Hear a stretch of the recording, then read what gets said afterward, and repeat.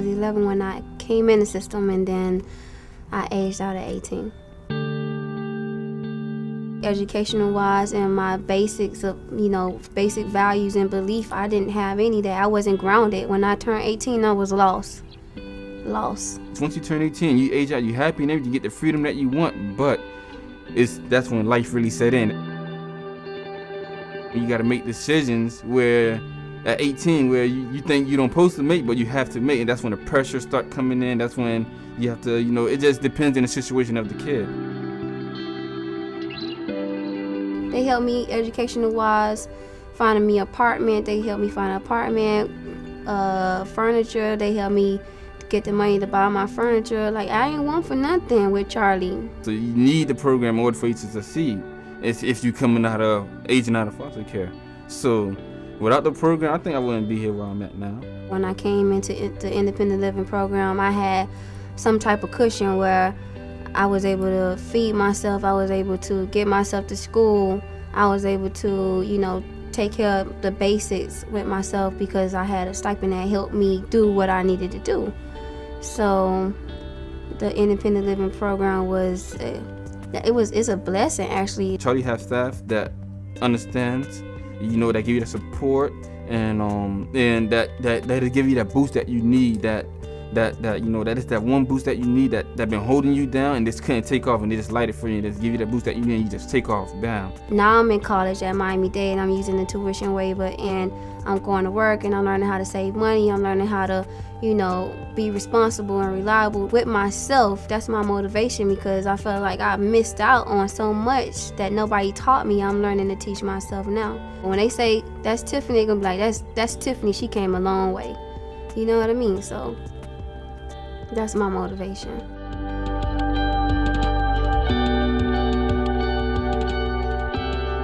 Off and on, I may have fostered at least 50 different kids. Yeah, 50 different kids. And Patrick probably falls somewhere in the 40s, somewhere down there. Yeah, working at CHARLEE, it was, I realized that was what I wanted to do. It was a place that really genuinely cared for the kids. It was an agency that I felt like, wow, must have been God sent, that position, because, I've worked in other capacities and I just didn't see the love and the passion like I did when I was working at CHARLEE. Like he said before, I met him at CHARLEE in the office. I used to see him every time I come there.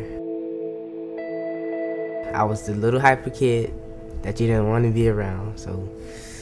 There was something unique about Patrick that most kids didn't have. He yearned for permanency in a sense, and it was like, wow, if I had permanency, my life would be complete. And we used to talk about it, as he was getting older, and he did express that he wanted to be adopted. So I didn't know he was gonna adopt me, and that was a shocker right there. Like they say, God put you in a place for a certain reason, so.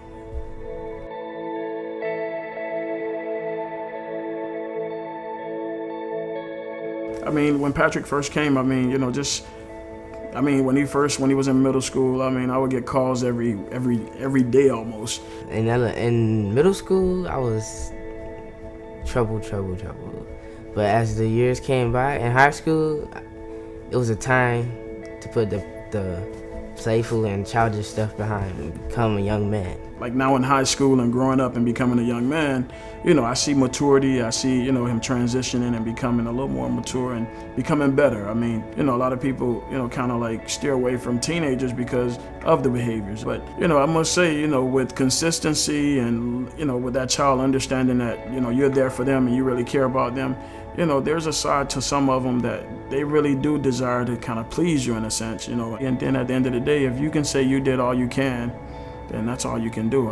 Just love them and unconditionally like you would your own. And, at the end of the day, that's enough, There's no time that you can call on him that he will come. He will be there available all the time. Even if he wasn't, he would try to make himself available. Open up a new world for me as a child.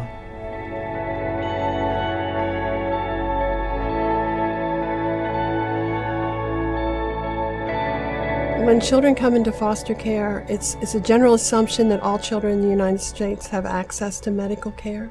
But the truth of it is, even though children have access to care, children that come into foster care tend to have the worst medical care of all. They come in because they have conditions that have never been addressed. They might have gotten their immunizations, but then they were never addressed. And a large percentage of the children have never seen a dentist. We have teenagers that come in here and never seen a dentist. They brought me up here when I was like 16 years old. When I was 16, Jenny noticed that I needed some dental done. I needed some to go see a doctor and go see an eye doctor because of my eye condition. And I found out that I had sickle cell, and I was like astonished. As far as Eladio goes, he is over 18, so therefore we don't directly take care of those children the way we do the children in foster care. But for Eladio, he has a lot of special medical needs. He has sickle cell. He is legally blind. He entered with a lot of problems with his teeth that needed to be addressed. They have actually made appointments for me to see the dentist sometimes, or to go see my primary care. So they have helped me a lot. When he became 18 was when we really began to connect with him, because he needed us to continue to take care of some of his medical needs, to help him, to teach him to be able to take care of himself, help him to be responsible. They have helped me learn how to read, because when I was small, I did not know how to read. But when I started finding out how to read, I was open to a whole new level. They have actually made a whole big difference in my life. There's something about Eladio.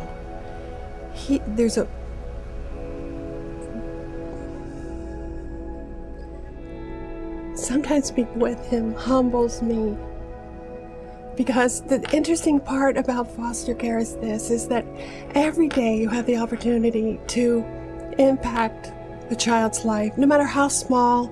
I know it's big, there's a lot of things to do, but every day you can in some way change their life. But the surprise in foster care is that they change us.